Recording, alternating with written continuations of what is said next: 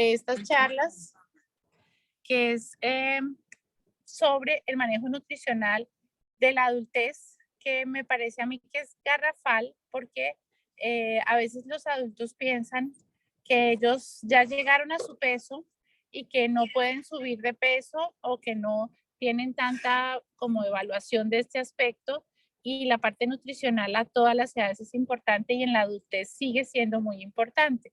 Entonces, Claudita, tienes toda la palabra y bienvenidos a todos. Bueno, muchas gracias, Anissa, por la invitación. Y bueno, hoy es el último día de esta charla y vamos a hablar de la nutrición en la etapa de la adultez. Digamos que lo que quiero enfocarme aquí es más como, pues en todos esos tips de nutrición, todo el concepto de lo que es una alimentación balanceada, saludable, que tenemos que tener en cuenta, obviamente para el aspecto nutricional, en el estado nutricional. Y vamos a hablar también un poco de la suplementación en el adulto y vamos a hacer un ejercicio. Entonces quisiera primero darles 2 minuticos, que lo debí de hacer antes, pero para que estuvieran todas las personas conectadas. Yo les dije al principio que quería hacer un taller de lectura de etiquetas. Entonces les voy a enseñar a cómo escoger los alimentos procesados con unas características adecuadas. Entonces, me gustaría darles 2 minutos, 3 minutos para que vayan a su despensa y cojan un alimento que tenga una etiqueta nutricional, que tenga tabla nutricional, que tenga ingredientes, etcétera. Un alimento procesado que tengan ahí en su nevera o en la despensa, y si lo traen para que lo tengan ahí en la mano para hacer el taller. Y ya vamos desarrollando toda la charla, pero sí me gustaría que tuvieran ahí el producto con tabla nutricional, porque les voy a enseñar a leer las tablas nutricionales. Entonces, les doy 2 minuticos mientras van por el producto y ya empezamos. ¿Les parece?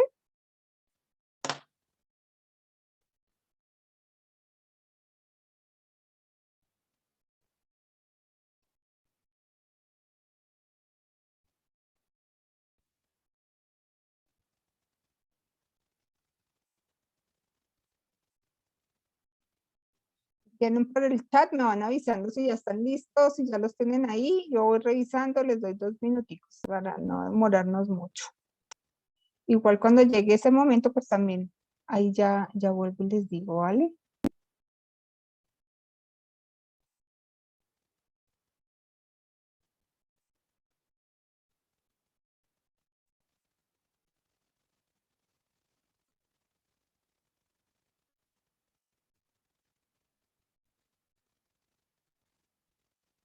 Bueno, entonces vamos a empezar a hablar de este tema tan importante.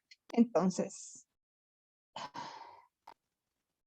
espérenme que esto se me bloqueó. Listo. Bueno, entonces, lo primero que quiero hablar un poco y que hemos venido hablando de una forma un poco más detallada, pues no más detallada, sino en todos los temas, en todos los conversatorios que hemos tenido, hemos hablado de lo que es una alimentación saludable. Pero aquí lo quiero integrar a todo el concepto en general de lo que es una alimentación saludable. Entonces, yo en la primera charla les decía, bueno, ¿qué es una alimentación saludable? Y muchas personas me contestaron que era una alimentación saludable, que era comer ciertos alimentos, que era comer más frutas, más verduras, etcétera. Bueno, entonces, digamos que aquí vamos a repasar un poco lo que es el concepto de alimentación saludable. Entonces, recordemos que la alimentación saludable tiene distintos aspectos y digamos que de unas características, digamos, ideales, deberíamos, digamos, estar pensando en cómo debemos conformar ese plato en general.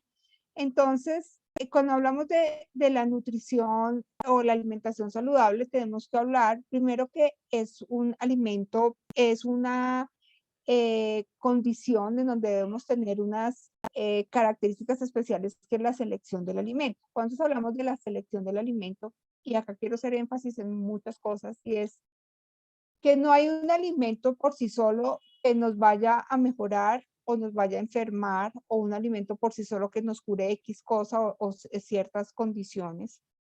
Y hoy en día se le ha dado mucha importancia a eso y se le ha dado muchas características a alimentos como saludables o como curativos. Y realmente eso es un concepto que yo sí quisiera que quede muy claro, y es que realmente una alimentación saludable tiene un efecto positivo en nuestra salud cuando la matriz, cuando la combinación de lo que nosotros comemos en un día, en una semana, en un mes, digamos, es de una forma adecuada.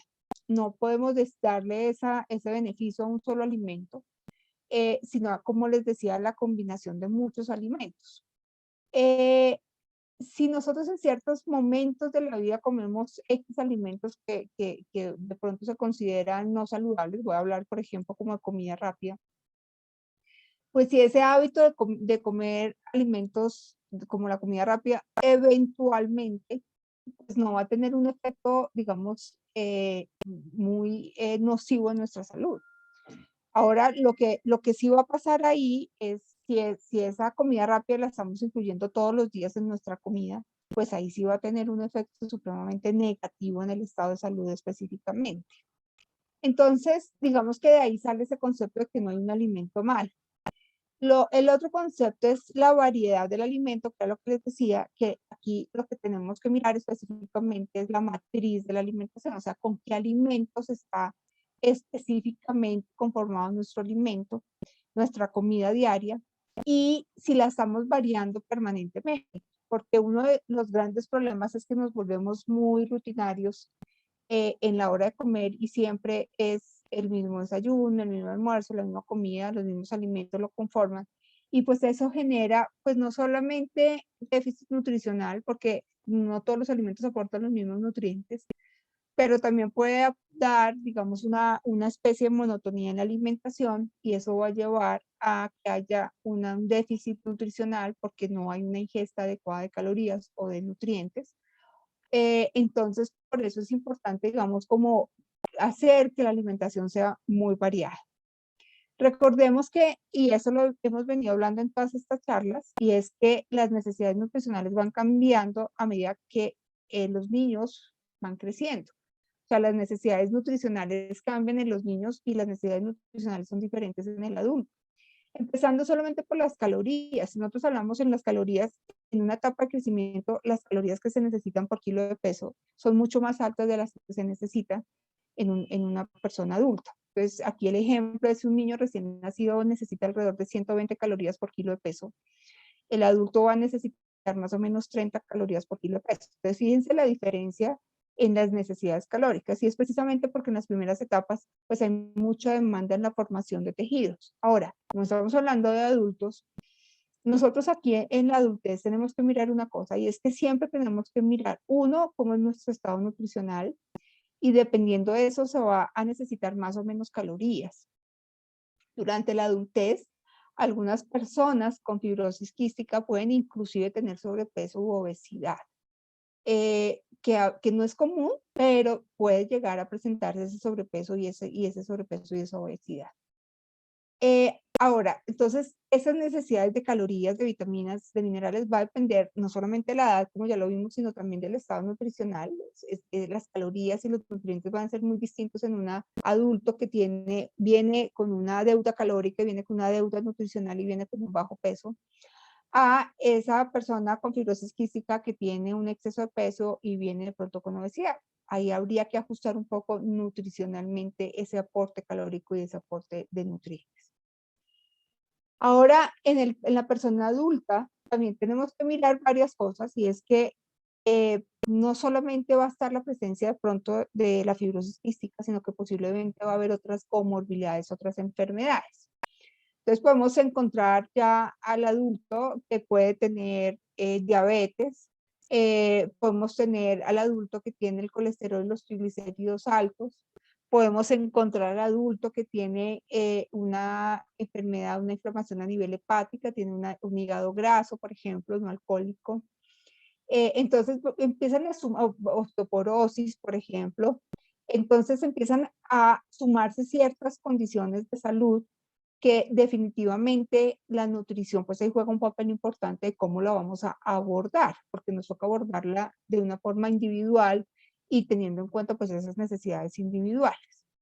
Pero también tenemos que ver mucho con esa parte de la cultura alimentaria, de cuáles son nuestros recursos económicos, cuál es la disponibilidad del alimento, ajustar esos alimentos y esos alimentos precisamente a esas necesidades nutricionales. Y aquí hago un llamado de atención porque me preocupa mucho lo que yo veo y es que muchas veces ya en las personas con fibrosis quística adultas tienden a empezar a hacer restricciones alimentarias innecesarias por ciertos mitos, por ciertos conceptos que son equivocados. También aquí juega un papel importante las redes sociales, los influenciadores, en donde empiezan a hablar de una cantidad de dietas que en realidad en las personas con fibrosis quísticas, pues no, quística no son tan convenientes seguir y que espero que por favor, si me están oyendo ya pacientes, personas que están aquí que tengan fibrosis quística, pues que no las sigan porque es que no son adecuadas para esta condición de salud. Entonces, digamos que en este sentido tenemos que mirar muy bien cuáles son nuestras necesidades nutricionales y cómo seleccionamos los alimentos de acuerdo a estas necesidades nutricionales. Otro punto importante, pues es la relación que empezamos a tener con la alimentación. Entonces aquí, digamos que el número de comidas juega un papel importante. Yo les decía en las charlas anteriores que pues para lograr ese aporte calórico en los niños es muy alto, es muy difícil porque ese aporte calórico es muy alto. Entonces por eso necesitamos hacer por lo menos 5 o 6 comidas al día. Entonces aquí en el adulto ese número de comidas de pronto puede empezar a cambiar un poco. ¿Y por qué va a cambiar? Pues precisamente porque uno nos toca mirar cuáles son esas necesidades nutricionales, cuáles son esas condiciones de salud donde toca mejorar como el aporte de nutrientes o cómo hacer una distribución adecuada para que esos niveles de insulina o esos niveles de otras hormonas estén regulados y no tengan picos altos, especialmente, por ejemplo, en fibrosis quística y diabetes. Entonces aquí, digamos que sí o sí, lo que necesitamos es cubrir el aporte nutricional y siempre vamos a estar pensando que tenemos que cubrir ese aporte nutricional. Pero en ciertas condiciones, ya digamos que las necesidades nutricionales se empiezan a ajustar a que se deben hacer 3 o 4 comidas en el día. O sea, ya de pronto no son las 5, 6 o 7 comidas, porque como les decía, las necesidades nutricionales de pronto pueden ir disminuyendo un poco. Entonces, pues hay que ajustar un poco ese número de comidas al día. Entonces se recomienda en el adulto hacer el desayuno, la noche y la comida, por supuesto. Y acá hago nuevamente la llamada de atención, es que la persona con fibrosis quística no es posible hacer ayunos. Y lo digo porque hoy en día la moda está en hacer ayunos. Y en las personas con fibrosis quística, pues hacer el ayuno es supremamente complicado porque esos ayunos no van a permitir cubrir con ese aporte nutricional que necesita pues que necesitamos ya en esta etapa de la vida. Lo otro es que la modernización de la vida pues hace que empecemos a tener problemas en momento de comidas, cómo disfrutamos la comida, etcétera. Entonces, digamos que ya cuando empieza a estar en la universidad, cuando empiezan a tener una etapa laboral, muchas veces digamos, estilo de vida en donde tenemos que trabajar desde las 7 de la mañana, trabajar hasta las 8 de la noche, que muchas veces no tenemos espacio para almorzar o para tomar esos refrigerios si son necesarios. Entonces esa modernización hace que empecemos a tener problemas de nutricionales. También empezamos a tener problemas combinados con alteraciones gastrointestinales, entonces empiezan a haber problemas como de reflujo, de gastritis. Hay momentos de una sola comida que como no podemos comer en todo el día, entonces tratamos de comer en un momento todas las calorías que necesitamos, entonces esto empieza a haber intolerancias alimentarias, puede haber distensión, puede haber gases, puede haber hasta episodios de diarrea, etcétera. Entonces, digamos que lo ideal es no dejar que esta nueva forma de vida que tenemos en la edad adulta, pues no compita con la comida. Definitivamente la alimentación sigue siendo un factor supremamente importante. El regular los horarios, pues también es fundamental, y sobre todo regular como esos horarios de sueño y los horarios de comida, porque tienen que estar sincronizados estos dos, como les voy a explicar ahorita más adelante. Entonces, digamos que tenemos que empezar a mirar cuántas comidas necesitamos y realmente si las estamos haciendo o no. Dos, el tiempo dedicado a comer, aquí es fundamental porque entonces empezamos a tener hábitos en donde comemos pero trabajando, en donde comemos así, digamos, hasta viendo televisión, llegamos a la casa súper cansados después de un día largo de trabajo, entonces llevamos el plato al televisor y comemos y no nos damos cuenta, hacemos una alimentación inconsciente, no una alimentación consciente. Y eso también pues genera espacios o digamos algunos trastornos, algunas condiciones en donde pues no se disfruta la comida, en donde no digamos cumple esa función como de hedónica, esa función de placer, esa alimentación. Y pues empezamos inclusive a escoger algunos alimentos mucho más rápidos, mucho más rápidos en su preparación, inclusive ya alimentos preparados, ultra procesados, y eso pues va a aumentar la ingesta de nutrientes que nuestro cuerpo no necesita. Lo otro es, pues como les decía, empiezan a haber creencias con ciertos alimentos, ciertas tendencias en ciertas cosas, entonces empezamos a tratar de limitar algunos alimentos, entonces empezamos a oír que la leche aumenta las secreciones pulmonares, que la leche produce cáncer, que la leche aumenta el riesgo de algunos tipos de cánceres específicamente, entonces empezamos a modificar ciertos alimentos y pues o a quitar de la dieta ciertos alimentos y eso nos va a afectar obviamente pues el estado nutricional. Y hablando pues también que tenemos que buscar alimentos inocuos, que los preparemos de una forma correcta y que en la preparación pues obviamente de ese alimento lo ideal es que tratemos de optimizar la absorción de nutrientes. Es decir, por ejemplo, si yo cocino mucho tiempo las verduras, pues voy a perder todo el aporte nutricional. Si, por ejemplo, un huevo no lo cocino en el tiempo que debería cocinarlo, pues o no absorbo los nutrientes porque no se activan los nutrientes o se oxidan o se pierden esos nutrientes contenidos en el huevo. Entonces, por eso es importante también tener en cuenta algo de la preparación que ya vamos a mirar un poco más adelante, esos conceptos de preparación del alimento. Entonces, recordemos que siempre tenemos que tener un balance entre las cantidades cuantitativas y las partes cualitativas de los alimentos.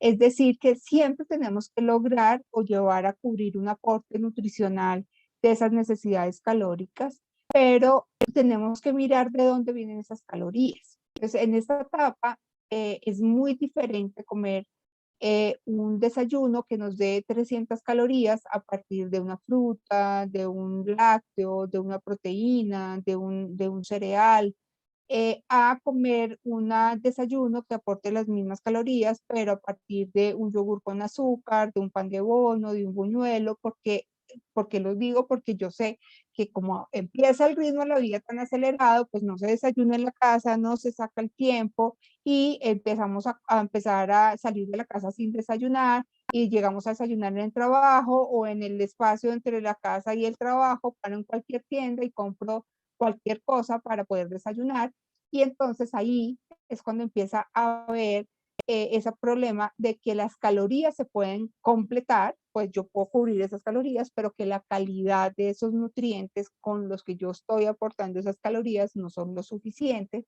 y no son no tienen las calidades adecuadas y por esta razón, pues digamos que empieza a haber problemas metabólicos, digamos, en esta etapa de la vida. Entonces, digamos que también el alimento es el envase de los nutrientes. Entonces, aquí yo les voy a hablar un poco como de la clasificación de alimentos y yo creo que eso es un punto que se los estaba debiendo y es entender un poco qué alimentos tienen carbohidratos, qué alimentos tienen proteínas, y qué alimentos tienen grasa y qué alimentos tienen vitaminas y minerales. Entonces, los alimentos los podemos clasificar de distinta forma. Hace muchos años los alimentos se clasificaban en alimentos constructores, alimentos energéticos y alimentos reguladores. en donde los alimentos constructores eran todos esos alimentos que eran ricos en proteína, entonces estaban los lácteos, las carnes en general, aves, etcétera, pescados, huevos. Los alimentos energéticos eran aquellos alimentos que tenían más carbohidratos y tenían más grasa, que estaban los cereales, las pastas, los tubérculos, la yuca y efectivamente la grasa, el aceite, la mantequilla, la margarina, etc. Y también el otro grupo de alimentos eran los alimentos reguladores, que eran todos los que tenían fibra y que tenían vitaminas y minerales, y estaban principalmente las frutas, las verduras y los cereales. Este concepto, digamos que no ha cambiado, pues lo podríamos seguir, digamos, manteniendo, pero digamos que sí, lo que yo quisiera que es que ustedes tengan muy claro cuál es la composición de los alimentos de acuerdo a las necesidades nutricionales y cuáles son esos componentes que tienen los alimentos que nos sirven a nosotros como pacientes de fibrosis quística, o sea, qué necesitamos comer y de esos alimentos cuáles son los ideales. Entonces, recordemos cuáles son las principales fuentes de proteína. Esas fuentes de proteína, tengan en cuenta que son de origen animal y de origen vegetal. Los alimentos de origen animal tienen una característica supremamente importante, y es que esa proteína de origen animal contiene todos los aminoácidos que nosotros necesitamos, o se llaman aminoácidos esenciales. Es decir, estos alimentos de origen animal tienen los aminoácidos esenciales y tienen los aminoácidos no esenciales. No sé si alguno se atreve a contarnos, o voy a hacer esta pregunta, es ¿por qué un nutriente es esencial? ¿Por qué lo llamamos esenciales? ¿Se acuerdan? Eso se los comenté en las charlas anteriores. ¿Qué alimentos o qué nutrientes, por qué se llaman esenciales esos nutrientes? Alguien que me cuente por el chat, o si se puede abrir el micrófono para que me cuente por qué es esencial ese nutriente. Porque el organismo no lo produce y tenemos que consumirlo de la alimentación. Exacto. Entonces, acá es importante tener en cuenta, y es que estos aminoácidos, acuérdense que hay aminoácidos esenciales, aminoácidos no esenciales. Los esenciales es que nuestro cuerpo no es capaz de producirlo, necesitamos adquirirlos de la dieta. En esos aminoácidos son 8 aminoácidos que son importantes, y a partir de esos 8 aminoácidos se van a formar alrededor de otros 12, 14 aminoácidos que el cuerpo necesita para formar tejidos, para formar enzimas, hormonas, mejorar el sistema inmune, etcétera, ¿cierto? Entonces, las carnes, por ejemplo, la carne de res, la carne de pollo, pescado, el cerdo, el huevo, el queso, el pollo y el yogur griego, tienen esos aminoácidos esenciales que el cuerpo necesita. Ahora, en la adultez es fundamental mantener la masa muscular que se formó durante pues, esa etapa de crecimiento y la adolescencia. Pero si en la adultez no se tiene la masa muscular que se debería tener, o sea, no logramos formar esa masa muscular, ahí viene un riesgo alto de infección, un riesgo alto de enfermedad, un riesgo alto de inflamación. Entonces, es por eso que durante la adultez, sí o sí, nosotros tendríamos que comer esos aminoácidos esenciales para poder formar esos tejidos y para mantener esa masa muscular.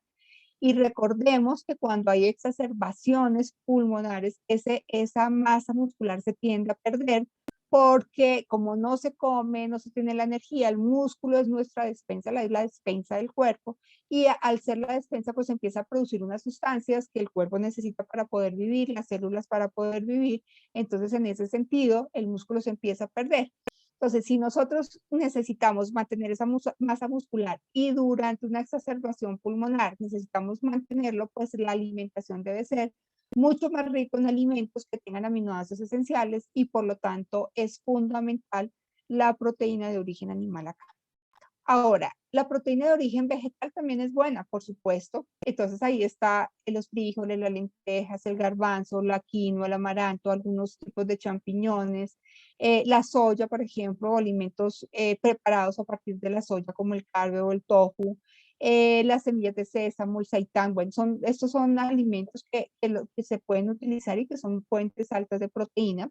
Sin embargo, estas proteínas de origen vegetal no tienen esos aminoácidos esenciales, y habría que combinarlos con otros alimentos para completar esos aminoácidos esenciales. Ahora, de acá les quiero explicar dos cosas. Por ejemplo, si yo como carne o pollo, pescado, esto me va a dar X gramos de proteína. Voy a poner un número, me da 20 gramos de proteína.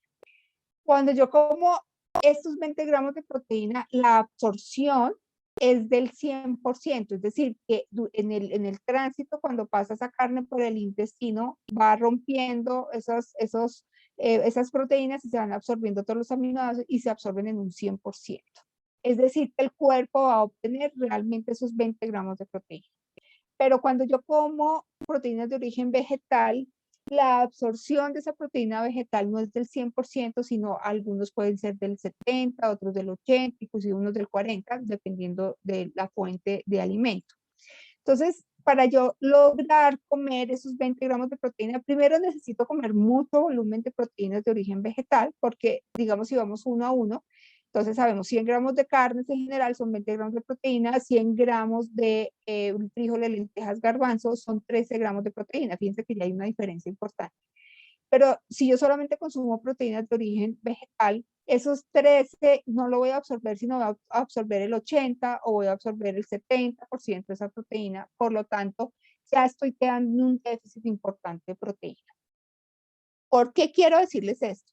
Porque ahorita hay una tendencia y nosotros los pacientes con fibrosis quística a veces nos pegamos a esas tendencias. Y es que es buenísimo ser vegetariano o vegano porque eso desinflama, porque eso es más saludable que una dieta omnívora o mixta.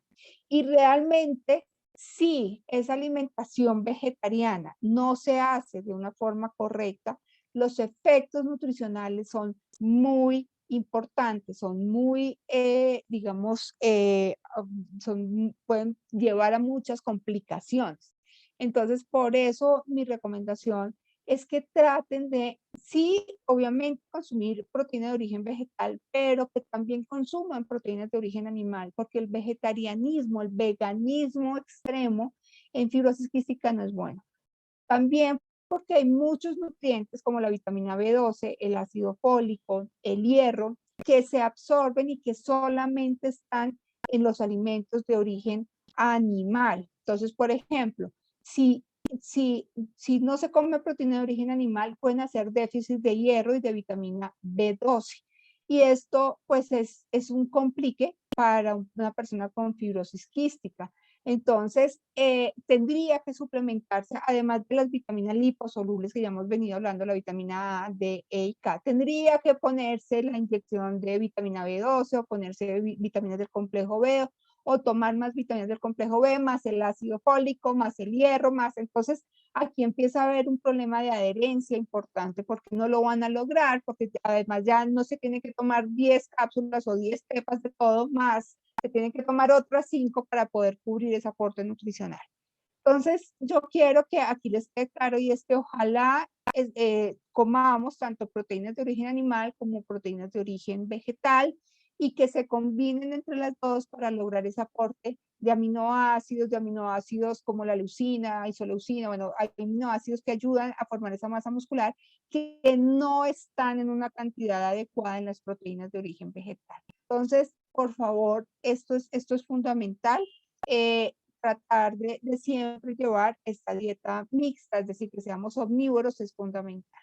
Ahora ustedes dirán que por qué la leche no está como alimento fuente de proteína. Entonces aquí les voy a mostrar y es que la leche está en los alimentos fuentes de carbohidratos más que de proteína. Aunque un vaso de leche, por ejemplo, pueda aportar más o menos 4 o 5 gramos de proteína, también aporta grasa y aporta más carbohidratos. Entonces, por eso, digamos que nutricionalmente también se puede clasificar como fuente de carbohidratos. Ustedes ven como fuente de proteína el yogur griego. El yogur griego tiene unas diferencias nutricionales, es porque se concentra mucho más la caseína en este yogur griego y el aporte, por lo tanto, de proteína es mayor. Y además ese yogur pues tiene un poquito de grasa, pero la ventaja en teoría es que tiene muy pocos carbohidratos, o sea, la lactosa que tiene es menor y además los probióticos que tienen este yogur griego pues hacen que esa utilización de esa grasa, de esos carbohidratos pues se haga mucho mejor. Y por supuesto, si yo comparo un yogur griego con un yogur normal, el yogur griego puede aportar 12, 15 gramos de proteína, mientras un yogur normal puede estar aportando 4 o 5 gramos de proteína. Entonces, fíjense ahí la diferencia entre un yogur griego y un yogur normal. Ahora, la leche, quiero que tengan en cuenta, y es que la leche tiene azúcar, carbohidratos de una forma natural. ¿La podríamos comer? Pues claro, la leche no es un alimento, y acá quiero hacer énfasis, no es un alimento esencial, es decir, nosotros podríamos vivir sin leche, los adultos podríamos vivir sin leche, los adultos podríamos vivir sin leche, ¿cierto? Pero pues hay algunos nutrientes como el magnesio, como el calcio, el fósforo que está ahí, y que eso pues si lo consumimos de una forma adecuada pues nos va a ayudar a cubrir esos requerimientos de estos nutrientes. Pero hay una diferencia importante con el yogur normal, y este yogur normal normalmente, perdón la redundancia, tiene mucho más carbohidratos porque tienen azúcar añadidos. Esos azúcares añadidos pues no es tan conveniente cuando se presenta la diabetes, cuando hay intolerancia a los carbohidratos, cuando la hemoglobina glicosilada está alta, cuando hay resistencia a la insulina, etc. Y se ha visto que ese exceso de azúcar puede producir inflamación. Entonces, por eso, digamos que el yogur, y nuevamente voy a que tienen que revisar que no tenga azúcar añadidos y que el aporte del azúcar no sea tan alto, y ahorita lo vamos a ver en el ejercicio que vamos a hacer. Los vegetales son carbohidratos, por supuesto. Nosotros decimos, pero no, los carbohidratos son vegetales y no tienen carbohidratos, sino los vegetales tienen carbohidratos, pero resulta que es que el carbohidrato que tiene se llama fibra. La fibra es un tipo de carbohidrato. Lo que pasa es que nosotros los seres humanos no tenemos la capacidad de digerirlo, como si lo tiene la capacidad, esa capacidad lo tienen, por ejemplo, los rumiantes. Las vacas, ustedes saben que comen pasto y se engordan, pero es porque tienen esa enzima capaz de transformar esa fibra en energía. Nosotros no tenemos esa capacidad de transformar esa fibra en energía, ni en azúcar, ni en grasa, ni en nada. Esa fibra tiene unas funciones supremamente importantes, que es como regular los niveles de azúcar en sangre, regular los niveles de colesterol, de triglicéridos en la sangre, normaliza también las cantidades de ácido úrico, etc. Entonces, por eso es importante consumir muchos vegetales. En la etapa adulta, si en los niños es importante, en la adultez es igual de importante o mucho más, porque eso nos va a ayudar a prevenir muchas enfermedades propias pues, de la etapa adulta. Entonces, por eso es fundamental tratar de comer muchos vegetales. La recomendación está en que comamos más o menos 3 o 4 porciones de vegetales al día. Y aquí hay una cosa importante, y es que yo sé que ustedes han oído que a veces hay profesionales, qué pena, pero lo voy a decir, que dicen, no pueden comer remolacha, no pueden comer zanahoria porque tienen mucho azúcar. Pero realmente el azúcar que contienen, pues si yo lo comparo de pronto con una lechuga, pues claramente va a tener un poco más de carbohidratos como azúcares. Pero son intrínsecos, son naturales, están propios en el producto, no son adicionados, entonces no tienen ningún problema en consumirlo. Y digamos, si se consume, se puede comer en una cantidad adecuada, en una porción pequeña, no tiene ningún problema en comerlo. Las frutas, importantísimo. Mire, esto yo quiero hacer aquí un súper énfasis en que las frutas las podemos comer. Las frutas sí tienen la fructosa, pero es una fructosa nuevamente natural intrínseca, y son fundamentales porque tanto los vegetales como las frutas son muy ricas en vitaminas y minerales. Tienen esa fibra y generan en el cuerpo pues muchos efectos positivos. Las frutas, acá sí, digamos que es importante mirar cómo las vamos a comer. Entonces, sobre todo, nosotros habíamos hablado que en los niños pues, se pueden empezar con compotas, con frutas, etc.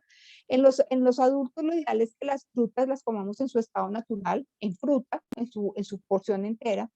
Evitemos extractos, evitemos jugos licuados, evitemos néctares, evitemos jugos de caja, porque todo eso, y en los niños por supuesto también, porque todo eso contiene mucho más azúcar y el índice glicémico es mayor. Es decir, que cuando nosotros comemos un alimento que tiene carbohidratos, eso hace que se suba el azúcar en la sangre. Y hay algunos alimentos que hacen que el azúcar se suba muy poquito o no se suba, y hay otros alimentos que hacen que se suba mucho. Entonces, por ejemplo, si yo me como una naranja, el índice glicémico es bajo, pero si yo me como un jugo de naranja, el índice glicémico es muy alto, se me dispara esa insulina y puedo tener los niveles altos de azúcar en la sangre. Si yo me como, por ejemplo, una pasta, y esa pasta la caliento y la recaliento y me sobró el almuerzo, entonces voy y la caliento a la comida y la meto en microondas o la pongo en un sartén y la recaliento, ese índice glicémico de esa pasta cambia. Entonces lo ideal es que esa pasta la comamos caliente. Entonces, si volvemos al cuento de las frutas, lo ideal es que las frutas siempre sean en frutas. Ahora, los cereales, cuando nosotros hablamos, no, eso es una harina. Las harinas, pues tienen carbohidratos, pero las harinas, digamos que lo conforman varios alimentos. Las harinas están los cereales, que es el arroz, el maíz, el trigo, el centeno y la avena, y lo ideal es tratar de consumir esos alimentos en su versión integral, sería lo ideal. Lo otro es, por ejemplo, los tubérculos.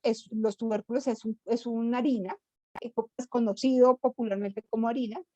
El tubérculo es la papa, la yuca, la racacha. Tiene un poco más de almidón que, por ejemplo, los cereales, porque los cereales además tienen fibra, pero los podríamos comer. El plátano, por ejemplo, es otro de las harinas que comemos normalmente, cualquier tipo de plátano, artón, colí, etcétera. Y digamos que esos alimentos los podemos consumir, por supuesto. Pues aquí ahí juega un papel importante, y es que esos tienen que ser una porción adecuada, como lo miramos en el plato. Acuérdense que en un cuarto de plato, a veces, por ejemplo, si hay un problema de bajo peso, podríamos comer un poquito más, pero si hay exceso de peso, he conocido pacientes con fibrosis quística que tienen sobrepeso u obesidad. En este caso, lo ideal es bajar esa cantidad de carbohidratos. Y otro alimento que tiene carbohidratos son los frijoles, lentejas, garbanzos. Entonces, si ustedes se fijan, yo lo tenía como fuente de proteína, pero también lo tengo como fuente de carbohidratos. O sea, el frijol, la lenteja, el garbanzo, contiene carbohidratos, contiene fibra y contiene proteína. Pero, ¿se acuerdan que les hablaba del índice glicémico? Cuando yo me como un platico de frijoles, el índice glicémico es bajo. Sí, o sea, tiene un índice glicémico inclusive más bajo que el arroz, o más bajo que la pasta, o más bajo que la papa, porque tiene mucha fibra. Entonces, por eso, digamos que esos carbohidratos que nosotros comemos a partir de las leguminosas, pues son carbohidratos saludables y ojalá pues los comamos. Aquí voy a hacer un punto, una sugerencia, un tips, porque muchas veces los pacientes con fibrosis quística a veces se quejan porque les da gases, se distienden, y que los frijoles, la lenteja, los garbanzos, por su fibra y todo, pues también les da gases, o a veces se distienden muchísimo. Entonces aquí hay dos cosas importantes. Para que esto no pase, lo fundamental es que se dejen germinar. Es decir, si yo voy a hacer frijoles mañana, los tengo que dejar desde hoy, ojalá muy temprano, los frijoles remojados, y el agua donde yo los estoy dejando remojar, los tengo que cambiar y cambiar el agua muchas veces. Y cuando vaya a cocinar esos frijoles, los tengo que cocinar en otra agua, no en el agua con el que la dejé remojando un rato. O sea, siempre hay que estar cambiando el agua. Si se cambia 4 o 5 veces agua, es fundamental. Y eso va a permitir que el frijol, la lenteja y el garbanzo se germinen un poquito, y esto disminuye esa intolerancia que muchas veces se presenta. Ese es un punto importante. Ahora, el azúcar, pues son carbohidratos. Y aquí es igual el azúcar blanco, el azúcar morena, la miel, la panela, el bocadillo, el arequipe, los postres, los dulces, todo lo que tenga azúcar. Ahora, los podemos comer. Mi sugerencia es tratar de evitarlos en lo que más se pueda, evitarlos. Si en algunas circunstancias se van a comer, lo ideal es tratar de comerlos como al final del almuerzo, por ejemplo. ¿Por qué? Porque al comer la proteína, al comer la vegetal, a comer los vegetales, a comer pues todos estos alimentos, esto va a permitir que ese azúcar se absorba mucho más bien. Pero si yo me los como, digamos, como en un momento separado de todas las comidas, por decir algo, me lo voy a comer a las 4 de la tarde, me voy a comer un helado, y me como un helado de 3 bolas, y le pongo miel, y le pongo arequipe, y le pongo... Eso lo que hace es que se aumenten los niveles muy altos en la sangre de azúcar. Eso aumenta los niveles pues digamos que en la persona que hay intolerancia a los carbohidratos, aumenta esa resistencia a la insulina y eso puede generar más riesgo para diabetes, más riesgo para inclusive sobrepeso, para inflamación, etcétera. Entonces, por eso lo ideal es tratar de evitar el azúcar en términos generales lo que más se pueda. En los pacientes diabéticos, ahí sí tengo que ser, digamos, un poco drástica, y es que el paciente ya con diabetes, pues lo ideal es tratar de evitarlo lo que más puedas. Y obviamente, en pacientes que ya se les ha diagnosticado una intolerancia a los carbohidratos, pues lo ideal es tratar de que no coman ese tipo de alimentos.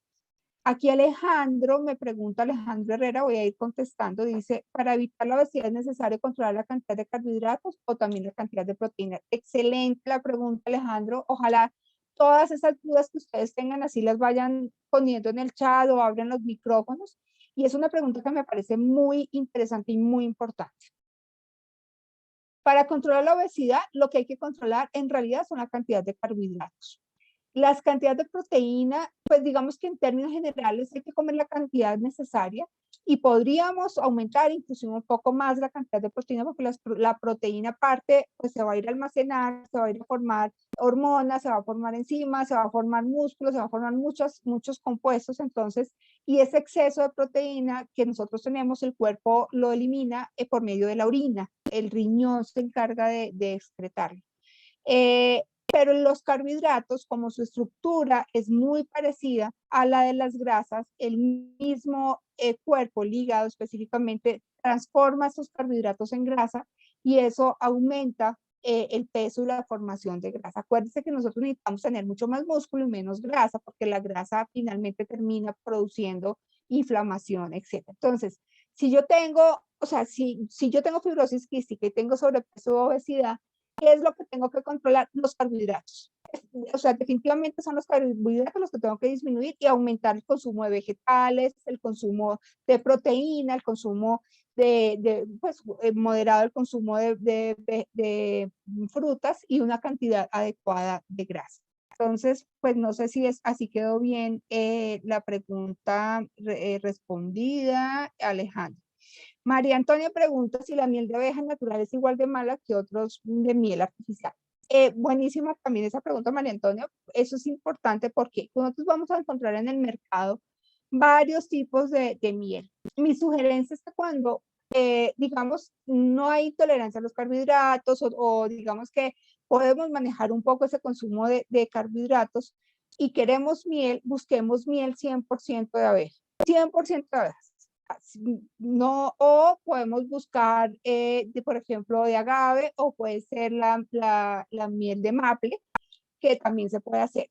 Pero desafortunadamente hoy en día la miel que nosotros compramos en la mayoría de los supermercados, cuando ustedes leen los ingredientes, esos ingredientes son de jarabe de fructosa de maíz.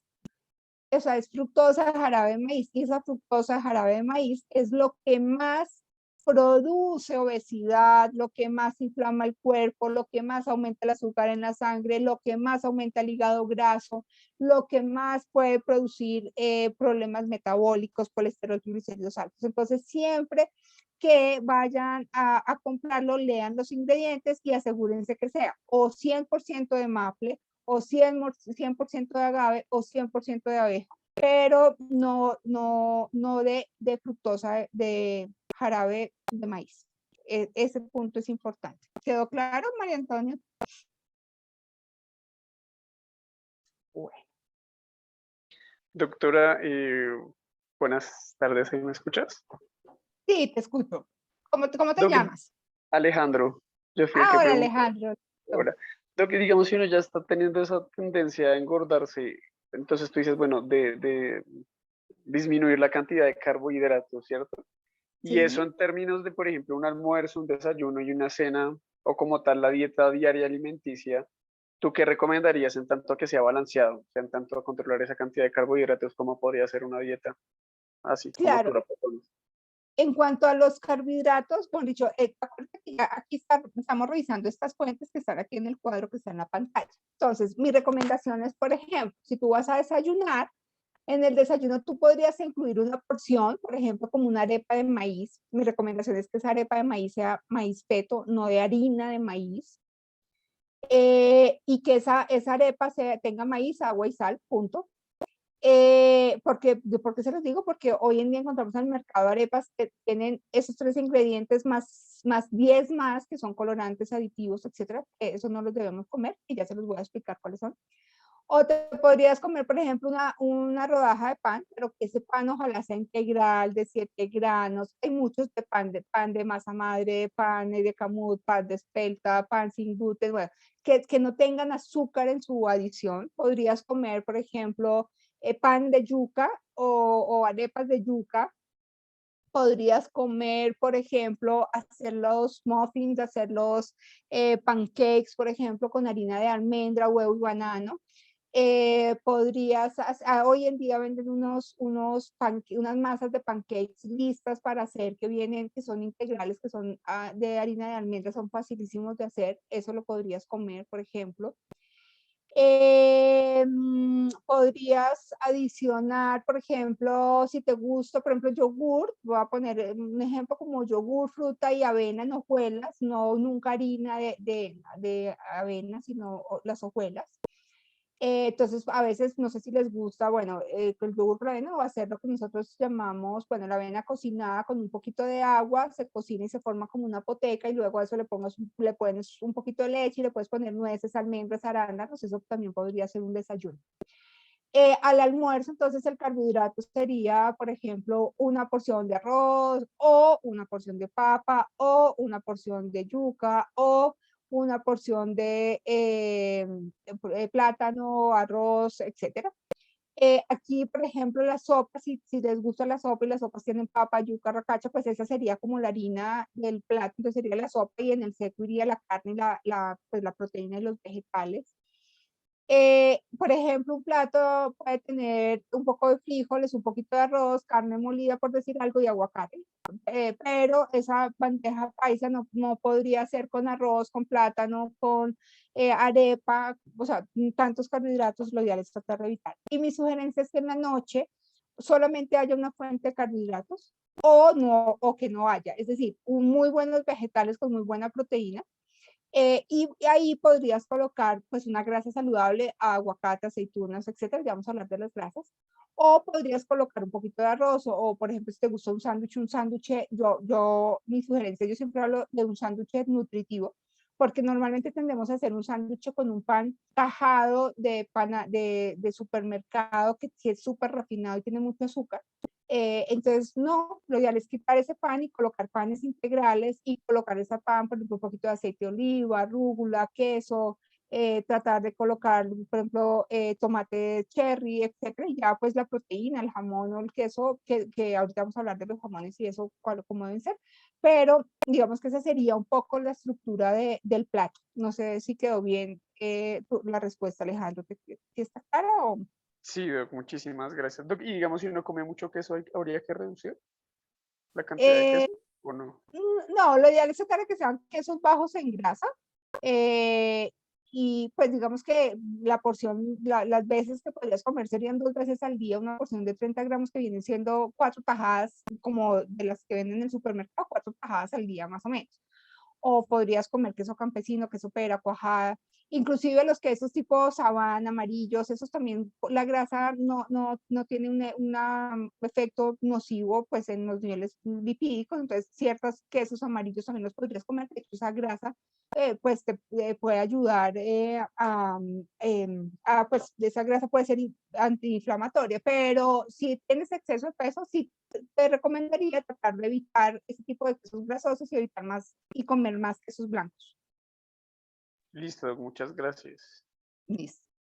Bueno, en cuanto a la grasa, entonces las grasas vienen de origen vegetal y de origen animal. Las grasas de origen vegetal, entonces está el aceite de soya, maíz o girasol, y como ustedes ven, yo digo comer poco o no comer. ¿Por qué? Porque se ha visto que el exceso de soya, maíz y girasol puede producir mayor inflamación en nuestro cuerpo. Porque tienen muchísimos omega 6. ¿El omega 6 es bueno? Sí, lo que pasa es que cuando lo comemos en grandes cantidades, pues esto afecta ese sistema inmune. Entonces, mi recomendación es tratar de evitar, por ejemplo, eviten preparar en la casa cosas con soya, aceite de soya, maíz o girasol, prefieran más, por ejemplo, el aceite de canola o obviamente comer más en abundante aceite de oliva. El aceite de coco que hoy está de moda, la evidencia científica dice que no es tan conveniente. Se recomienda máximo una cucharadita al día del aceite de coco porque más aceite, o sea, más cantidades puede aumentar los niveles de colesterol, de triglicéridos y aumentar el riesgo cardiovascular. Se pueden utilizar semillas de chía, linaza o ajonjolí, tienen omega 3, traten de que estén hidratadas o que estén tostadas, es mucho mejor. El aguacate es una excelente fuente de omega 9. Las margarinas son proinflamatorias porque son hechas con esos aceites de soya, maíz o girasol y son hidrogenados. Tendría que ser no hidrogenado, tendría que ser más como un esparcible y comer muy poco. La mantequilla se podría comer, también pongo la mantequilla aquí, que es una mantequilla clarificada, que lo venden hoy en el mercado y también se puede hacer, lo pueden comer. Pequeñas cantidades de crema de leche, queso de untar, el salmón y el atún tienen omega 3, la tocineta no es tan recomendado porque tiene muchos nitritos y nitratos, a diferencia, por ejemplo, del chicharrón, que es natural, una panceta, que pues, se puede comer ocasionalmente, y pues digamos que hace parte de nuestra cultura, pero pues evitarla, o sea, comerla eventualmente, pues no habría ningún problema. Voy a contestar preguntas. Karen nos pregunta si en caso el paciente se haya bajado de peso, ¿cómo se ayuda a subir de peso? Bueno, buenísima esa pregunta y es porque al subir, nosotros para subir de peso, recuerden que eso lo hemos venido hablando en las últimas charlas y es necesitaríamos muy buena proteína y más cantidad de grasa saludable y no tanto carbohidratos, porque a veces para subir de peso entonces empezamos a poner más arroz, más papa, más yuca, más plátano, más panes, más arepas, o sea, muchos carbohidratos y acuérdense que los carbohidratos pueden favorecer el riesgo de diabetes. Entonces es mucho mejor dar grasas saludables como las que estamos hablando ahorita. Y bueno, que ahorita en la pandemia no les han dado los complementos nutricionales, es importante trabajar con eso. De pronto, pues con la Asociación Colombiana de Neumología pues, se pueden ayudar con la Fundación de Fibrosis Quística en distintos países, hay pues en distintos departamentos hay estas fundaciones, aquí en Bogotá está la Fundación para la Fibrosis Quística, está la Mariana, bueno, hay varias fundaciones que de pronto con ellos se les puede trabajar y se les puede ayudar a que les estén dando los suplementos nutricionales. Bueno, vamos a avanzar porque quiero hacer el ejercicio. Entonces, ahora, ¿cómo cubrir el aporte de proteína? Allá vamos. Entonces, acá yo quiero que ustedes hagan este ejercicio y recuerden que no todo el alimento es proteína. Por ejemplo, si yo me como 100 gramos de carne, no son 100 gramos de proteína. 100 gramos de carne, entonces va a tener más o menos, dependiendo si es carne de res o pollo pescado, más o menos entre 20 o 30 gramos de proteína. 2 huevos va a tener 12 gramos de proteína, 80 gramos de frijoles, lentejas, garbanzo va a tener 13 gramos de proteína, el yogur griego va a tener 12, 15 y un vaso de leche va a tener más o menos 8 gramos de proteína. Lo ideal es que nosotros logremos cubrir entre 60, mínimo 60, 80 gramos de proteína al día. Entonces, vamos a hacer un ejercicio fácil. Si yo me como 100 gramos de carne al día, solamente estaría comiendo 20. Para completar 80, yo tendría que comer 4 veces al día carne para completar 8 gramos de proteína. Pero lo ideal es que yo no solamente coma carne, sino que yo coma carne, pollo, huevo, frijol, lenteja, yogur, etc. Y sumando todo eso me dé mínimo 80 gramos de proteína al día. Entonces, por eso les decía que en todas las comidas, desayuno, almuerzo y comida, debería haber siempre un alimento proteico, 1 o 2 alimentos proteicos, ya sea de origen animal o de origen vegetal. Entonces, ese punto es importante. Bueno, ahora vamos a ver, espérense que se me trabó esto. Listo. ¿Cuáles son los carbohidratos saludables? Lo que yo les decía ahora, que ojalá esos carbohidratos sean obtenidos de cereales integrales, de los vegetales almidonados, como por ejemplo la zanahoria, la auyama, la remolacha. Podría ser también, por ejemplo, bueno, los panes integrales, los granos, los panes hechos con granos enteros, todos estos son los carbohidratos que nosotros deberíamos incluir. Una recomendación es que coman carbohidratos que nos den la naturaleza, es decir, la zanahoria, la papa, la yuca, el plátano, el arroz, etcétera, ¿cierto? pero esos que son transformados industrialmente no son tan buenos. Un pastel Gloria, un hojaldre, unas papas de paquete, unos galletas llenas de azúcar, pues esos no son tan saludables. Esos son los que deberíamos tratar de evitar dentro de la alimentación. El azúcar produce una cosa que se llama la glucotoxicidad. Y es lo que yo les decía, estos cereales que ustedes ven en el desayuno, que en la charla anterior hablábamos que a muchos adolescentes desayunan con estos cereales. Si nosotros comemos ese tipo de cereal y ahorita vamos a hacer un ejercicio, tienen muchísimo azúcar, mucho azúcar. Y no es tan conveniente porque pueden aumentar los niveles de azúcar. Y vienen ocultos. Nosotros pensaríamos que, por ejemplo, un cornflakes no tiene azúcar, pero realmente tiene mucho. También a veces pensaríamos que un yogur no tiene azúcar, pero fíjense que un yogur puede tener hasta 4 o 5 cucharaditas de azúcar. Unas galletas que a veces son inofensivas podría tener hasta 20 gramos de azúcar. Entonces siempre lo que tenemos que revisar es la tabla nutricional para que esa tabla nutricional no nos dé, pues no tenga tanto azúcar, o sea, nos muestre qué cantidad de azúcar tiene ese alimento. En cuanto a las grasas saludables, yo les hablaba ahorita, es mejor que preparen las cosas con aceite de oliva, con aguacate, frutos secos, nueces, almendras, marañones, pistachos, maní, las semillas de chía o linaza, trátelas de hidratar o trátelas de tostar cuando se vayan a comer. Podrían utilizar algo de mantequilla y evitar, por supuesto, las grasas hidrogenadas o procesadas como soya, maíz, girasol, mantecas o grasas sólidas, duras, pues esas lo ideal es tratar como de evitar. Cuando ustedes se sienten, o sea, cuando hagan como el análisis de lo que comieron en un día, ojalá ustedes miren que hayan comido por lo menos 3 porciones de frutas y por lo menos 3 o 4 porciones de vegetales al día. Y miren que entre esos vegetales y frutas que comieron cuenten 5 colores, o sea, traten de que haya algo rojo, amarillo, verde, naranja, morado, blanco, etcétera. Entre más colores tengan, pues va a ser mucho mejor porque ahí nos va a dar todas las vitaminas y minerales. Y definitivamente no las quiten, mire, y se los digo, yo no sé si ustedes, bueno, en Instagram, ni les voy a decir el nombre porque después van y lo buscan y me da rabia. Hay algunos profesionales de la salud, inclusive médicos, que hablan que las frutas son una porquería. Y yo la verdad les digo que las frutas y los vegetales son de los alimentos que siempre debemos tener en nuestra alimentación porque es en donde está la mayor cantidad de vitaminas y minerales concentradas. Entonces, por favor, no las vayan a quitar nunca. Y claramente tenemos que lavarlas y desinfectarlas, pues todas las vegetales traten de cocinarlas y de desinfectarlas de una forma adecuada. Los probióticos, yo les había hablado, y en el adulto es supremamente importante. El estrés, el ritmo de vida, la falta de sueño, etcétera, puede aumentar esa o cambiar o alterar esa microbiota intestinal, esas bacterias intestinales, y alterarlas, eso hace que haya menos absorción de nutrientes, que haya diarrea, que haya distensión, que haya gases, etcétera. Entonces nosotros tendríamos que siempre procurar que haya muy buena cantidad de prebióticos y probióticos. Siempre tenemos que mirar cómo pues, mejorarlo. ¿Cómo lo mejoramos? Entonces, uno, pues tomando probióticos periódicamente podría ser una, pero ojalá esos probióticos sea formulado por una persona experta para que escoja los probióticos pues, más indicados de una forma individual. Pero también podríamos comer alimentos fermentados. Entonces, por ejemplo, comer los encurtidos, por ejemplo, comer el yogur, el kéfir, comer, por ejemplo, el chucrut, que es como el repollo fermentado. Todas esas cosas pueden ayudar a mejorar esos probióticos y los prebióticos, pues que es el alimento. Recuerden que el probiótico es la bacteria y el prebiótico es el alimento. Entonces, por ejemplo, si yo como tomo los probióticos, debería comer buenos prebióticos y ahí donde están esos alimentos fermentados que podrían, pues obviamente, mejorar el estado nutricional.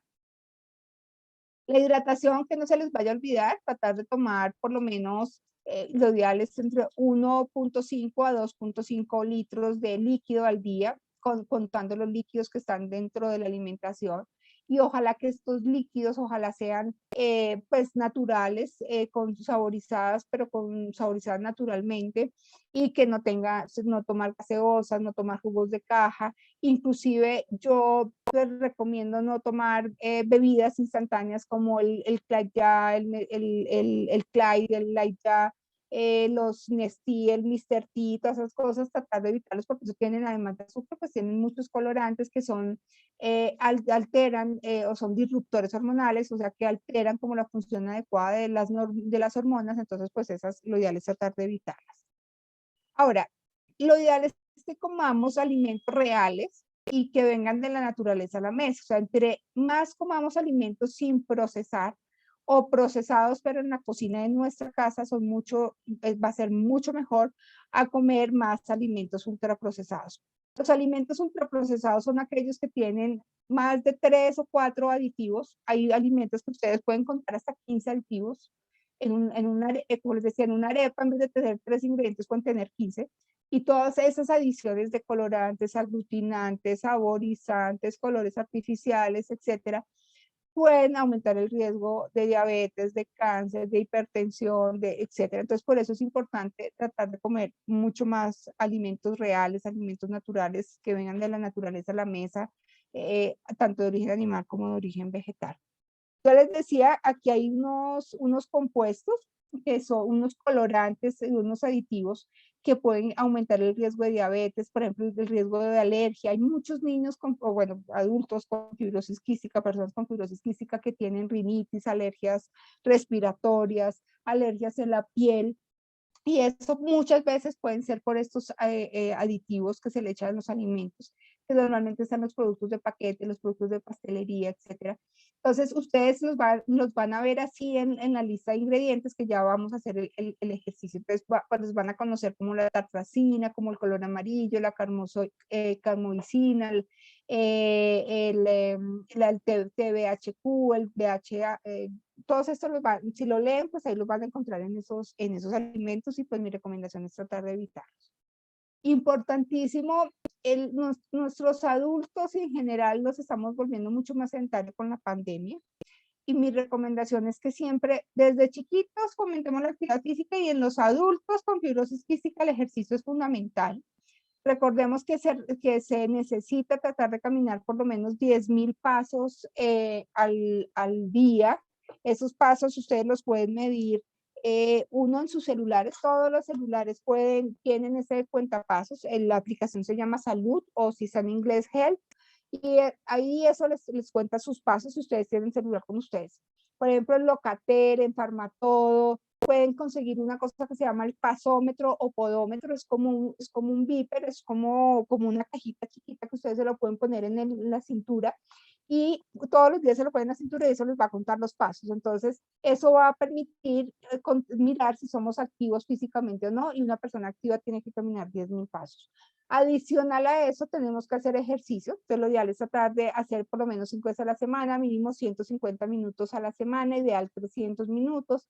Tratar de hacer 1 o 2 veces ejercicio vigoroso por 30 minutos, y que la frecuencia cardíaca suba más o menos a 130 pulsaciones. O sea, aquí es caminar, montar en bicicleta, patinar, correr.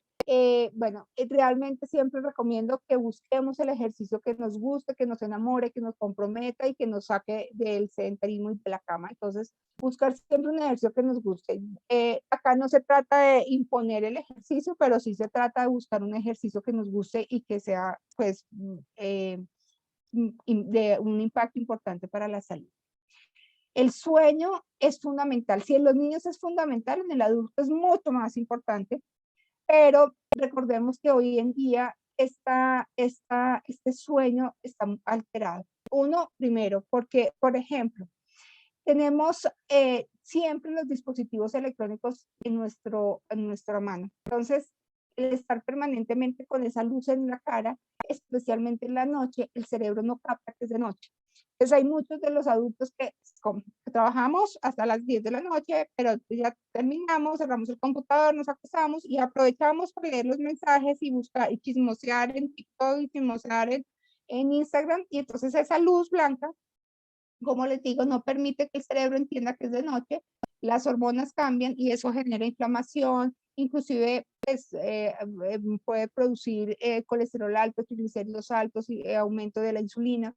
La luz es intensa, o sea, siempre necesitamos la luz del sol, tratemos en el día nos activemos con la luz del sol, y se los digo porque por la pandemia, aunque eso ya se ha disminuido, pero todavía sigue mucha gente que se acuesta a las 2 de la mañana, se levanta a las 10 de la mañana y ni siquiera se levanta, sino que se queda acostada con las cortinas apagadas o cerradas. Entonces no entra ni siquiera, se activan las células con la luz del día y eso puede generar alteraciones del sueño.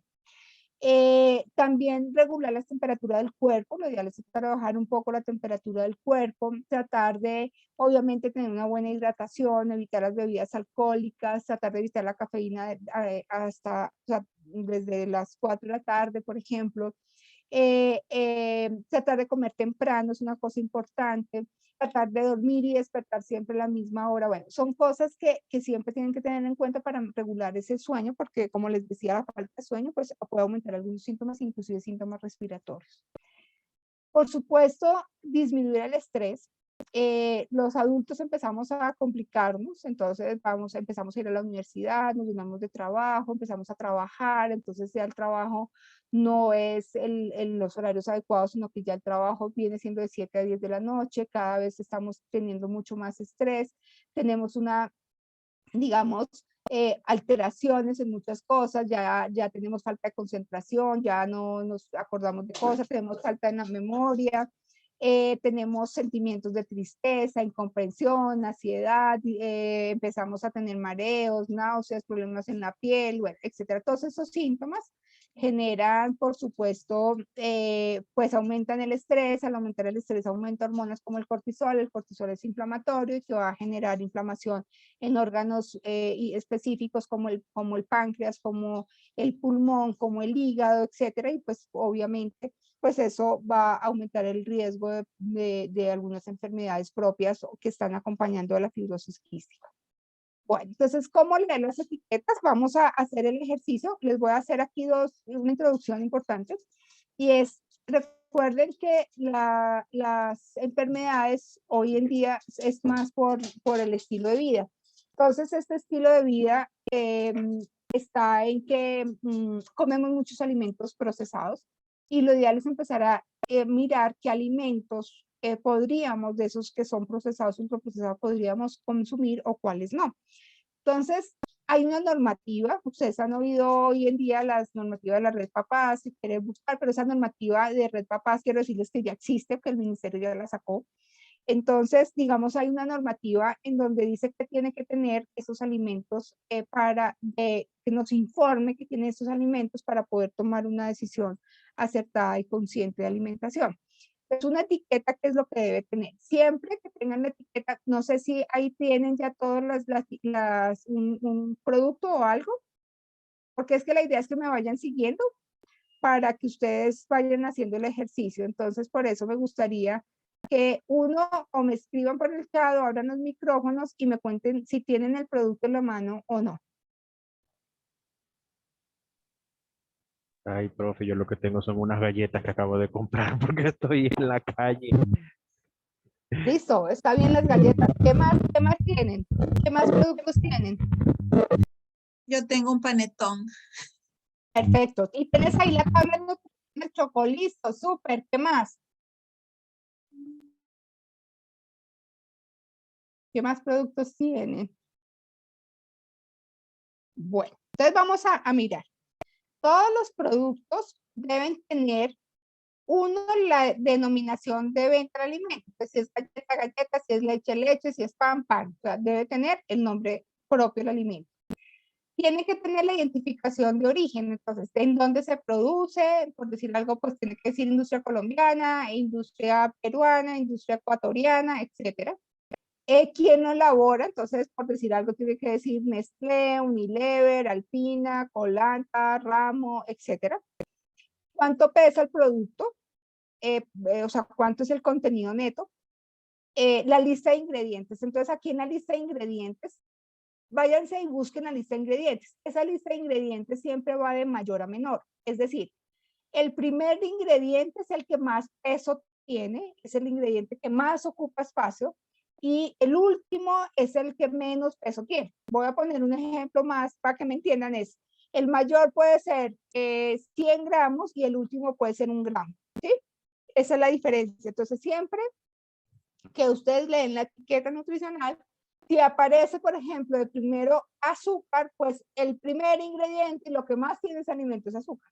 Si el primer ingrediente es aceite vegetal, pues es el primero. Hay algunos alimentos que dicen azúcar, aceite vegetal, harina de trigo, pues esos serían los 3 primeros. ¿Listo? Ahora, ahí tiene que aparecer las condiciones de almacenamiento. Manténgase en un lugar fresco, seco, metas o sea, debe estar en el refrigerador una vez abierto, etcétera. O sea, ahí les explica cómo lo tienen que hacer. Deben encontrar siempre fecha de vencimiento e identificación del lote, entonces, y el registro in vivo. Entonces tiene que decir cuándo se produjo, cuál es la fecha de vencimiento y cuál es el registro in vivo de ese alimento. Debe tener, obviamente, la tabla nutricional. Se recomiendan que se aporten o se muestren 15 nutrientes que ya vamos a hablar. Y tiene que tener el número de porciones por empaque, que ya les voy a mostrar en dónde está. Y hoy en día, por ley, tienen que tener un código de barras, que es para poder identificar todos estos datos que pues tiene el producto. Bueno, ahí vamos. Entonces, ¿cuál es la declaración de nutrientes? Por obligación, todos los alimentos tienen, entonces vayan al producto para que ustedes vayan mirando, donde dice información nutricional. En esa información nutricional siempre debe aparecer de primero el tamaño de la porción. Entonces va a decir una taza, 20 gramos, 30 gramos, 50 gramos. ¿Lo identificaron? Sí, señora. Listo. Luego va a decir el tamaño de la porción. Hay algunos que tienen el micrófono abierto para que lo cierren. No sé, ¿quieres? Si es William, si quieres, cierras el micrófono, por favor. Listo. Porción, el número de porción. Entonces ahí les va a decir si tiene una porción, 2 porciones, 3 porciones, 5 porciones. ¿Qué es lo que necesito que ustedes tengan en cuenta? Si acá dice que la porción es una taza, como dice acá, esto que está acá informado es para una taza. Entonces, si ustedes se toman 2 tazas, esta cantidad que está acá lo tienen que multiplicar. Entonces, por ejemplo, se tomaron una, no sé qué es, esto es una leche, pues, por decir algo, porque la verdad no sé qué es. Entonces, esto quiere decir que si se toman 2, no son 13 gramos de grasa, sino 26 gramos de grasa. Si se tomaron 2 tazas, pues no son 30 gramos de colesterol, sino 60 gramos de colesterol. ¿Listo? Bueno. El envase debe tener las totales de calorías, o sea, que para una taza, esta taza tiene 260 calorías y de esas 260 calorías, 120 son grasa. Ahora, ese producto, pues tiene, y lo que tienen que siempre mirar es el total de las grasas, la grasa saturada, la grasa trans, el colesterol, el sodio, los carbohidratos totales. Esos carbohidratos totales están formados por la fibra y por los azúcares y la proteína. Y por obligación está, digamos, se obliga a informar la cantidad de vitamina A, vitamina C, calcio y el hierro, que son obligatorios. ¿Listo? Entonces, si ustedes tienen una tabla nutricional y esa tabla nutricional no dice ni la mitad de lo que está acá, pues lo que les están informando ahí no es cierto, o lo están engañando, o es una información engañosa al consumidor. Bueno, ¿preguntas hasta ahí? No, todo claro. Listo. Bueno, entonces, estos son los nutrientes, como les decía, que son obligatorios, que ya los miramos. Ahora, ¿qué quiere decir? Voy para las grasas. Entonces, en las grasas está grasa total. Esta grasa total es la sumatoria de la grasa saturada, de monoinsaturados, de poliinsaturados y de grasas trans. ¿Listo? Entonces, de ahí que es importante que ustedes miren ahí. Por ejemplo, la grasa saturada. Si acá dice la grasa total es 2.5 y grasa saturada dice 2.5, quiere decir que toda la grasa es saturada. Y la grasa saturada, pues, digamos que tiene un efecto nocivo para la salud. No podríamos comer tantas grasas saturadas. Eso es un punto importante. Ahora, si el alimento tiene reportado las grasas monoinsaturadas y las grasas poliinsaturadas, pues ojalá tenga mucho más de monoinsaturada y de poliinsaturada que de saturada, ¿sí? ¿Qué pasa acá? Si yo sumo en este producto que les estoy mostrando, si tiene grasa monoinsaturada 0.5 y grasa poliinsaturada 1, quiere decir que tiene 1.5 y es mayor que la saturada, es decir, que las grasas de este alimento, de lo que sea, pues son grasas más saludables que las saturadas. ¿Listo? El colesterol, pues aquí es importante mirar qué cantidad de colesterol. Los alimentos que son de origen vegetal nunca van a tener colesterol porque recuerden que el colesterol es de origen animal. Si estuviéramos comprando aquí, por ejemplo, un jamón, si esto fuera un jamón, tendría que tener aquí el reporte de colesterol porque el jamón pues va a tener colesterol porque es de origen animal. Ahora, el sodio, perdón. El sodio es importante que lo revisen y ahorita les voy a decir qué cantidad de sodio debe tener un alimento, pero siempre revisen la cantidad de sodio. Los carbohidratos lo conforman la fibra soluble, la fibra insoluble y el azúcar. Entonces acá tienen que mirar también lo mismo que las grasas, suponiendo que el total de grasa de carbohidratos, perdón, son 28 y aquí dice azúcares, son 28, quiere decir que todo es azúcar. Acá, ¿qué pasa? Quiere decir que de estos 28 gramos, solamente 4 son azúcar, el 5 es de fibra y el resto de la fibra debe tener un almidón, o sea, esto debe ser unas galletas o esto debe ser un pan, porque el resto debe tener o harina de trigo, o harina de maíz, etcétera.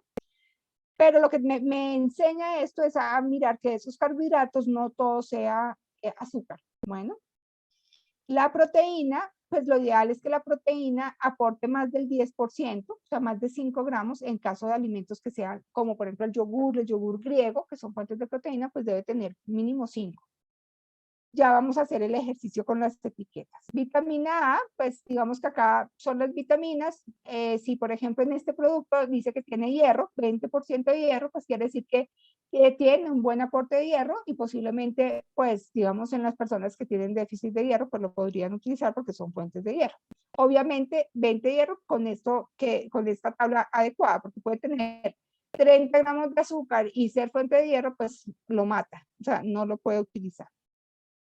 Bueno, en los ingredientes, revisen de dónde vienen los ingredientes. Ojalá los ingredientes sean de aceite de oliva, aceite de canola, girasol, maíz, soya, lo que menos puedan. Donde si dice aceites hidrogenados o aceites vegetales hidrogenados, evítenlo. Traten, si dice aceites no hidrogenados, pueden servir. Y si dicen mezclas de vegetales, también olvídenlo porque puede ser de girasol o maíz o de soya. En carbohidratos, si son, puede decir, si son harinas integrales o harinas refinadas, grano entero, etcétera. Y pueden encontrar azúcares en forma de fructosa, sorbitol, maltitol, manitol, dextrosa, sucralosa. El azúcar tiene 1001 forma de estar en los alimentos. Entonces, fíjense que yo puedo decir, no tiene azúcar, pero voy y leo y dice que tiene jarabe de maíz alto en fructosa. No sirve porque ese carbohidrato, ese azúcar es muy malo y eso es lo que aumenta la inflamación. Entonces tienen que tener cuidado que no diga azúcar, que no diga fructosa. Por ejemplo, hay algunas mermeladas, productos que dicen light y ustedes van a los ingredientes y tienen el sorbitol, el maltitol y el manitol. Esos son unos alcoholes o polialcoholes. Por ejemplo, en algunas personas estos polialcoholes pueden producir diarrea. Entonces, por ejemplo, en las personas con fibrosis que dicen que estoy con una diarrea terrible, es que me hacen malas, no me sirven las enzimas que estoy tomando no son suficientes, y cuando va uno a analizar es que porque se está cuidando para la diabetes, come todos los productos para diabéticos que tienen sorbitol, maltitol y manitol, y resulta que no son las enzimas, sino que es estos polialcoholes que les produce diarrea. Entonces tienen que tener cuidado que no consuman muchas cosas ni con sorbitol, maltitol y manitol porque pueden producir diarrea. ¿Quedó claro? Sí, señora. Yo siento que hay mucha información, pero bueno, si hay dudas o preguntas ya vamos a terminar, pero vamos a hacer el ejercicio. Listo. Entonces, miren, aquí es un ejemplo de las salsas. Esto es una salsa rosada frisbee. Aquí está el registro sanitario, pero miren los ingredientes. Agua, aceite vegetal, aquí ya no sabemos de dónde es este aceite, pasta de tomate, azúcar, ¿sí? Tiene espesante, y miren que en un sobrecito, les voy a contar, tiene, ¿cuántos conservantes tiene? Tiene sorbato de potasio, bueno, ahí tiene 4 en 1, estabilizantes, tiene secuestrante, colorantes artificiales, extractos naturales, colorantes naturales, contiene tartrazina, tiene mostaza. Y fíjense, todos estos ingredientes, ¿ustedes los utilizan para hacer una preparación en su casa? No. Entonces, todos estos aditivos pues pueden producir alteraciones metabólicas. Entonces, la cosa es, ¿me la como o no la como? Pues si se la quiere comer, cómasela, pero cuide la cantidad, porque si esos son 10 gramos, pero si yo le echo 30 gramos o me como 4 sobres en una hamburguesa, pues estoy duplicando todas estas cosas y pues eso produce inflamación, ¿sí? Bueno, ahora, cuando vean esto ya va a empezar a salir, porque esto es por norma, los excesos de azúcares, exceso de grasa saturada, exceso de sodio, exceso de calorías. Pues quiere decir que ese producto tiene exceso de todo esto. Posiblemente una persona con fibrosis quística y diabética y pues no puede comer esos alimentos que dicen exceso de azúcares. Una persona que además tenga colesterol, triglicéridos altos, pues no debería consumir los que tengan exceso de grasa saturada. Y el sodio, ustedes dirían, pero el sodio lo necesitamos para la fibrosis quística. Sí, pero es el sodio normal, no el sodio adicionado a los alimentos, entonces pues tampoco deberíamos comer. Entonces aquí yo les tengo ojalá le puedan tomar foto o si ustedes repiten esta presentación lo puedan analizar y es este cuadrito. Cuando hablen de porción, tienen que mirar que las porciones por porción, las calorías no superen, para mí realmente 120, 50 es alto, lo ideal es que no sean sino máximo 100 calorías, pero pueden ser de 120, 150 calorías. Aquí les doy un truco. Si yo me como una chocolatina, por ejemplo, bueno, un producto, que la porción es 20 gramos, pero que en 20 gramos tiene 300 calorías, no es tan bueno. Uno diría, pero son más calorías para la fibrosis quística y sube de peso, mejora el peso. Pero ¿de dónde vienen las calorías? Ahí es donde tenemos que mirar de dónde vienen esas calorías. Entonces, por ejemplo, si vamos a mirar las grasas totales, ojalá siempre escojan productos que tengan menos de 5 gramos de grasa por porción. En la grasa saturada, que tengan menos de 3 gramos de grasa saturada. Que no tenga grasas trans, que la grasa trans sea 0. Que si tiene colesterol máximo, tengan 40 miligramos. Y si tiene sodio, que no pasen de 140. Hay panes que tienen 100, que tienen 1000, 1200 gramos. O sea, en un pan ya me estoy comiendo casi el 50, 60% del sodio que tengo que comer en el día. Entonces traten de que no sean más de 140. Y en cuanto a los carbohidratos, que la fibra sea mayor de 2.5 y que por azúcares no tenga más de 10 gramos. De hecho, si tiene menos, pues mucho mejor, pero ojalá no tenga más de 10 gramos de azúcar. O sea, un pan que tenga 20 gramos de azúcar, pues ya tiene mucho azúcar. Bueno, entonces, tienen ahí el producto y vamos a practicar con los productos que tienen ahí. Entonces, aquí yo les muestro, este es un ejemplo que yo traje, esto es una granola y aquí están los ingredientes. Entonces, me gustaría, si alguien puede abrir los micrófonos, por ejemplo, no sé, el que tenga ahí y que nos cuente primero, la norma para leer la tabla nutricional es que siempre se van a ir a los ingredientes. Primero los ingredientes, no la tabla nutricional. Entonces, revisemos si alguien nos quiere contar cuáles son los ingredientes del producto que tiene ahí.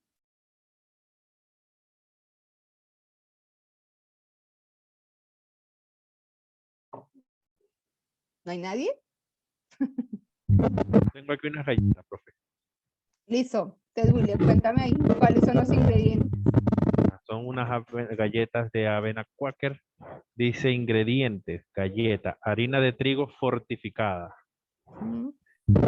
mezclas de grasa vegetal con leche de soya, azúcar de avena, harina de avena.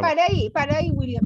¿El azúcar en qué número está? ¿De tercero, de cuarto, de cuál? De tercero. O sea que es uno de los alimentos que puede tener más azúcar. ¿Qué más tiene? Ajá, azúcar. Después viene panela en polvo, polidextrosa, arándanos. Ok, esa polidextrosa se comporta igual que el sorbitol y el maltitol y en algunas personas puede causar diarrea. Entonces, ojo con eso. Listo. Dice arándanos confitados. Más azúcar. En paréntesis dice que tiene arándanos, azúcar, aceite vegetal, o sea, más cantidad de azúcar y más cantidad de aceite vegetal. Exactamente. Aparece que el aceite vegetal es porque es más de soya o más de maíz, que son inflamatorios. Correcto. Después dice huevo líquido pasteurizado, leche descremada, polvo, suero de leche en polvo, bicarbonato de sodio, sulfato de aluminio y sodio, estearoil, lactilotato de sodio como emulsionante, sal yodada, bicarbonato de amonio, No, color ¿cuántos ingredientes tiene? más de 15. Más de 15. Sí, Imagínense, más de 15 ingredientes en una galleta, que ¿cuánto pesa en la porción? la porción son 4 galletas, 34 gramos. Imagínense, en 34 gramos hay 15 ingredientes. ¿Y cuántas calorías tiene? Voy. Energía 160 kilocalorías. Entonces, imagínense, pesa 30, tiene 4 veces más calorías que su peso. Exactamente. Entonces, en ese sentido, ¿qué pasa ahí? Si tenemos un exceso de peso, pues esa galleta va a favorecer el exceso de peso. Pero si tenemos diabetes, esas galletas van a alterar los niveles de azúcar. Entonces, lo ideal es tratar de buscar galletas que no tengan tanto azúcar, que no tengan tantos ingredientes, que sean más naturales, o simplemente hacerlas en la casa con 4 o 5 ingredientes y punto. Por eso les digo que volver a los alimentos reales y volver a la cocina de la casa es importante. Gracias, William. Otro producto que por ahí que quieran presentar. William, apagas el micrófono. Eso. Listo. ¿Quién quiere compartir? Yo, Karen, listo, Karen. Entonces, cuenta los ingredientes. ¿Qué producto es? ¿En qué? el chocolate en polvo. Perfecto. Entonces, ingredientes. Azúcar, cocoa, carbonato de sodio, emulsificante, sal, espesante, extractor de malta de cebada, fumarato ferroso, vitamina A, B3, D3, B12, B1 y sobre artificial. Ok. ¿Cuál es el primer ingrediente que leíste? Azúcar, ¿cierto? Sí. Ok. Entonces, lo que quiere decir es que desde ese producto, de ese chocolisto, lo que más tiene en su peso es azúcar. Entonces, ahí ve a la tabla nutricional y me dices cuánto pesa la porción o cuánto es la porción. El chocolate en polvo, las calorías No, son la porción, primero dime cuánto es la porción, cucharada, 2 cucharadas, 3 2 cucharadas. cucharadas, 20 gramos. Imagínense, entonces en 2 cucharadas, ¿cuántos gramos de azúcar tiene? Ahí abajo, ahí, si ves, al final dice azúcares. 13 gramos. Imagínense, o sea, de 20 gramos, 13 son azúcares. Entonces, Karen, ahí digamos tienes fibrosis y además hay alteración de la diabetes, del azúcar, pues ese producto no te sirve porque tiene mucho azúcar, o sea, casi el 60-70% de su peso por medida es azúcar. Entonces, es mejor buscar, por ejemplo, la cocoa pura, que diga cocoa sola, ¿sí?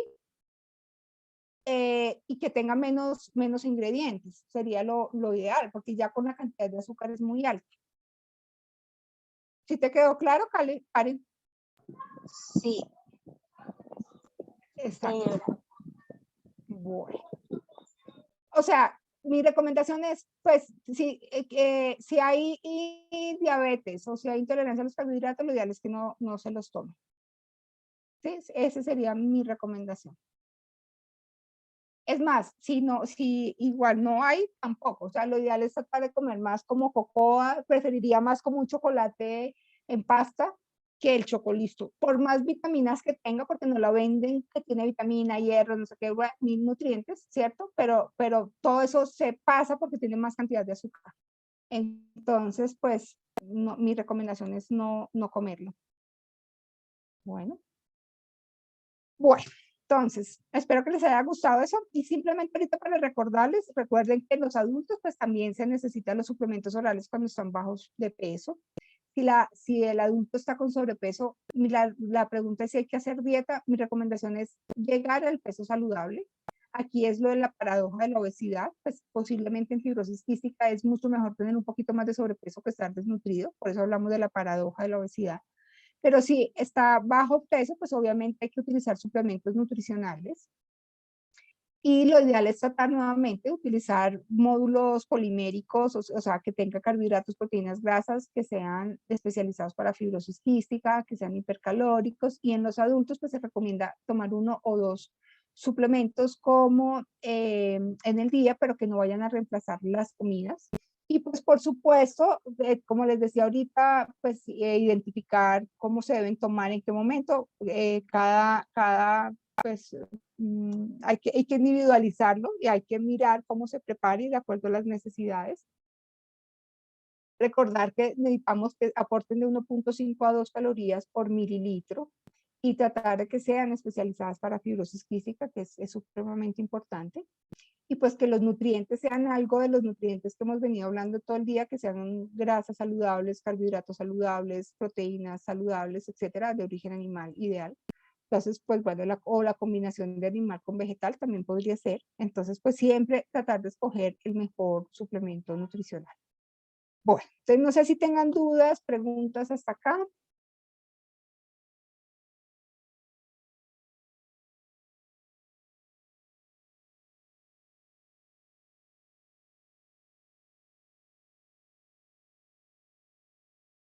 ¿Tienen alguna otras dudas o algo que quieran preguntar? ¿Cómo les pareció? Me gustaría oír las experiencias, si les gustó, bueno, etcétera, no sé. Si tengan más dudas, más preguntas. Doctora, nuevamente agradecerle tan excelente charla, información y sobre todo que en este momento nosotros que tenemos hijos adultos, pues y que mi hijo estuvo conectado y estuvo muy feliz porque le conté que su merced había sido la primera nutricionista que lo había atendido, entonces él estaba apasionado escuchándola. Entonces agradecerle, doctora, por todo ese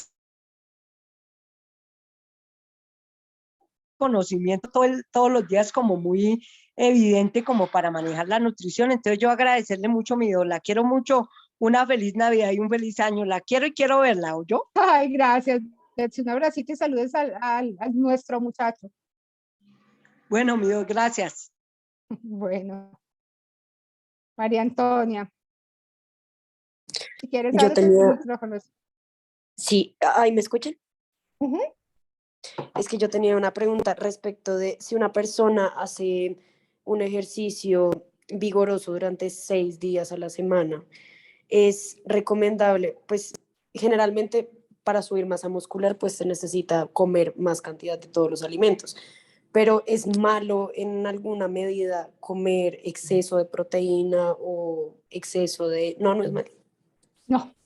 A ver, es importante que tengas en cuenta. Si tú haces un ejercicio vigoroso, hay 2 cosas que tienes que hacer. Si tienes la oportunidad de comer en cada comida una buena porción de carne, pollo, pescado, incluir huevos, todo como para cubrir ese aporte proteico, está bien. Pero si no alcanzas a cubrirlo con la comida, tendrías que utilizar algún suplemento, algún módulo de proteína, pero tendría uno que mirar qué cantidad de proteína, normalmente que aporte más o menos unos 20 gramos por porción, y tendrías que tomarla solamente cuando hagas ese ejercicio vigoroso.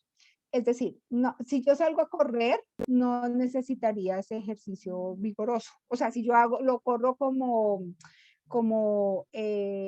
afición, como si soy una aficionada, o sea, no lo hago, no corro maratones, no me estoy entrenando para un maratón, pero si hago un ejercicio de alto rendimiento y de una intensidad alta, posiblemente la puedes necesitar porque posiblemente tú con la dieta no lo puedes cubrir. Pero es importante que también no te excedas de proteína porque el exceso, o sea, si estamos hablando de un exceso, voy a ponerte un ejemplo. Si tú pesas 60 kilos, tú necesitarías más o menos unos 70 a 80 gramos de proteína. Un poquito más, de pronto lo podrías hacer. Pero si tú con tu proteína estás comiendo 150 gramos de proteína, ahí sí puedes dañar el riñón. Entonces lo que necesitamos es comer, o sea, cubrirlo por comida, y si no lo cubres por comida, con un módulo de proteína, y ya ahí ya lo cubriríamos, pero que no haya un exceso. Y no necesitas ni carnitina, ni L-carnitina, ni creatina, ni nada de eso, porque eso ya lo estás comiendo en tu plato normal de carne, pollo, pescado. Pero tendríamos que evaluar eso. Por supuesto, mirar qué cantidad de proteína necesitas y lo estás cubriendo o no. Listo, muchas gracias. ¿Quién más tiene preguntas? Eh, Parece que sí hay unas como en el chat, yo creo. Dime. Hola, Claudia, ¿cómo estás? Hola. Te quería preguntar, es que muchos de los niños que tenemos, que ya son grandes o adultos, empiezan a ser muy selectivos desde muy temprana edad y persisten con ese patrón de comportamiento como toda la vida. Entonces, ¿cómo manejar eso? Porque es complejo, o sea, pues digamos que es un patrón familiar, pero se convierte como en una cosa para compensar ciertas falencias, no sé, entonces es complejo cómo modificar una conducta de selectividad que se vuelve ya un patrón de comportamiento de toda la vida. Sí, eso es una cosa bien complicada. Eso podría estar dentro de la clasificación de un trastorno de la conducta alimentaria. Y yo pienso que tenemos que empezar a entrar en un trabajo primero de reconciliación con el alimento, con los alimentos en general. Parte de esa reconciliación consiste en conocer a profundidad cada uno de los alimentos. Es decir, nosotros deberíamos tener la capacidad de sentarnos con ellos y explicarles un poco desde la evidencia científica por qué son importantes comerlos y cuál es su aporte nutricional y cuáles son los beneficios o cuáles no de consumirlos. Las restricciones impuestas entran en un círculo vicioso y es restricción, digamos, empieza con la restricción, con un pobre aporte nutricional, empieza a haber una desnutrición, pero hay algún momento en que de pronto puede haber como una desinhibición, viene esa desinhibición de comer ciertas cosas que no son las que debería comer, etcétera, y viene un problema de arrepentimiento, de culpa, de por qué me lo comí, etcétera. Y todo eso genera alteraciones hormonales, alteraciones en el estado de ánimo, alteraciones psicológicas, etcétera. Y digamos que la clave es poder salir de ese círculo vicioso. Entonces, en ese orden de ideas, ahí habría que trabajar en varios ámbitos con el paciente de una forma individual, con la familia, porque es que todos esos trastornos no son propios del paciente, sino son propios de la familia, por lo que hablábamos hace 8 días, y es el ejemplo es fundamental. Entonces, muchos de esos que no coman vienen por provisiones propias que les han impuesto los papás, porque desde puede ser como la falta de conocimiento, como el miedo o como cosas que han empezado a oír sin evidencia científica. Entonces, por eso es supremamente importante trabajar desde la reconciliación del alimento, trabajar toda la parte de alimentación consciente, alimentación intuitiva, con las personas y con la familia. Y eso es importante. Esto es un trabajo no solamente de nutrición, sino es un trabajo también de psicología, psiquiatría, inclusive a veces. Y digamos que el trabajo tiene que ser muy intenso de educación nutricional y empezar a trabajar en todo lo que es esto, alimentación consciente, intuitiva y alimentación saludable, pues que entiendan el concepto de lo que es una alimentación saludable. Es difícil, caen mucho en rutinas, caen mucho en restricciones importantes nutricionales y por lo tanto en una afectación, o sea, en la malnutrición por déficit, y esto pues va a afectar por supuesto toda la parte de la función pulmonar. Entonces por eso el trabajo tiene que ser multidisciplinario y tiene que ser, digamos, un trabajo de apoyo familiar. Esa sería mi recomendación. Muchas gracias. Cecilia pregunta que la Nutella para un joven con FQ y prediabética es muy perjudicial. Yo te diría que sí. Hay cremas de almendras, cremas de almendras que son hechas con cocoa y que no tienen azúcar, esas las podrías utilizar. Pero una Nutella, digamos, bueno, aquí voy a hacer énfasis, si lo come todos los días en grandes cantidades y coge un pan y pone una capa grande de Nutella, pues sí, lo ideal es que no lo coma. Aquí hay una cosa y es como también mirar si hay,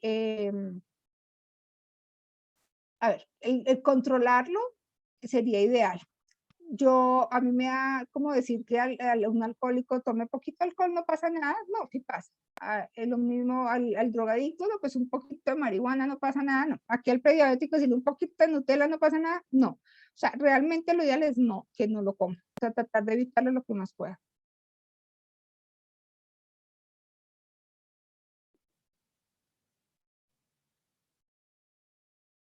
Bueno, creo que no hay más preguntas, no hay nada más.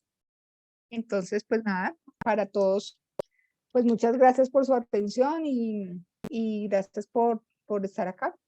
Y ojalá nos podamos ver en una próxima oportunidad. No sé si la doctora Danitza salió, se fue. No la veo. Ah, Saulita, hola. No, muchísimas gracias por toda esa información tan valiosa que en los príncipes con fibrosis esto es, y en las familias genera menor ansiedad porque saben qué comer, qué no, disfrutar la comida, sentarse juntos a comer. Eso que hacíamos con la abuela, eso es una cosa maravillosa que yo creo que uno no la debería perder. O sea, continuar con esas cosas familiares y la comida es un placer y hay que verla como de esa forma, ¿cierto? Muchísimas gracias pues por todas estas charlas tan interesantes que nos ayudan mucho pues como a nosotros en el ejercicio y a los papás y los pacientes en su vida diaria. Muchísimas gracias.